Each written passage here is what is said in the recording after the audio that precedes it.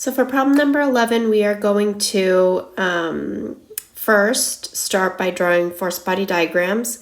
I'm going to start with M1 here on the left side.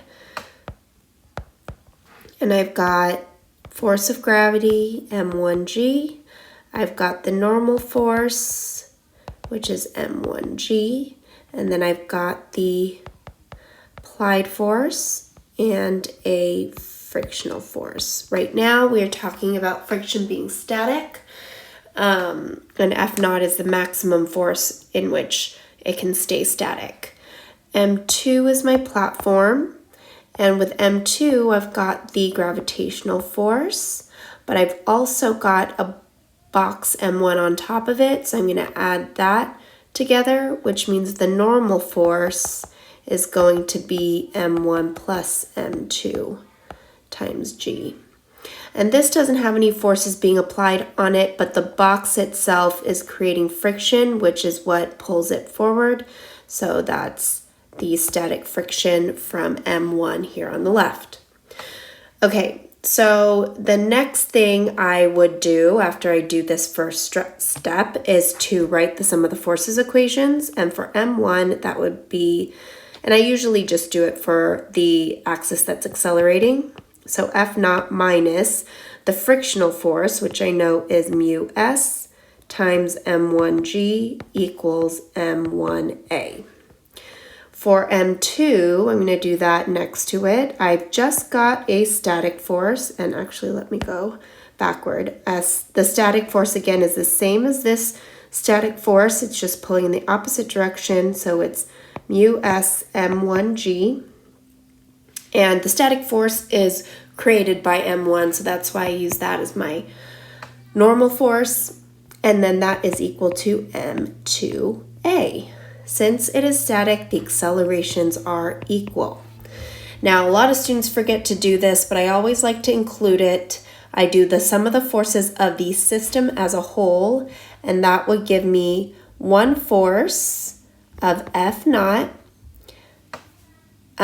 There's no backward forces because it's on frictionless wheels, and so that is equal to the net mass M1 plus M2 times A.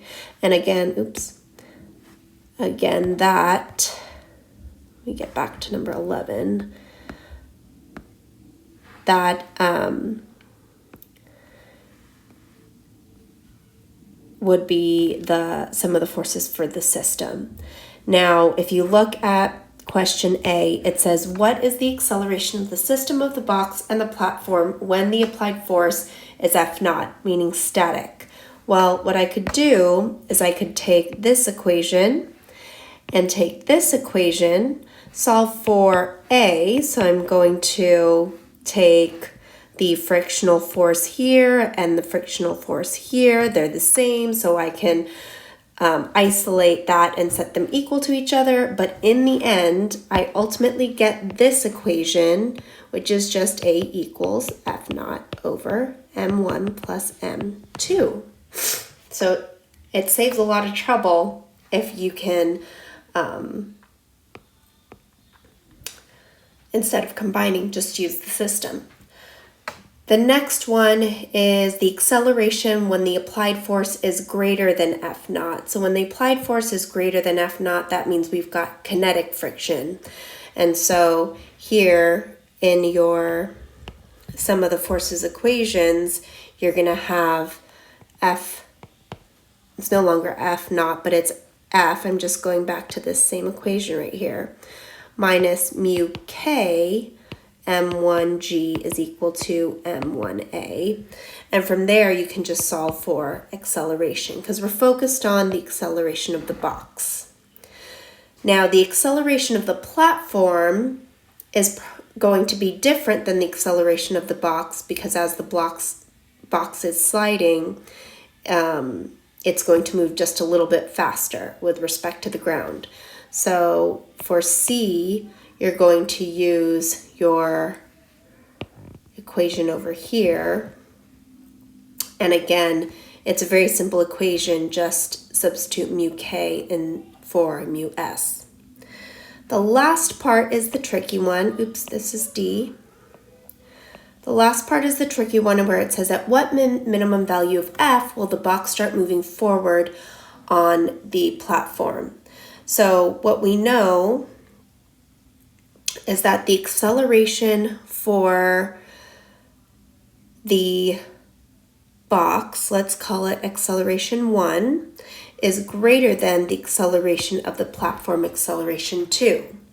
And so when we solved for acceleration here, we ended up with, actually you can find this in your physics helper, in your answer key, but we ended up with F minus mu K m1g all divided by m1. When you isolate the acceleration for this equation, you get mu K m1g divided by m2. That is great. That's supposed to be greater than symbol. That is greater than the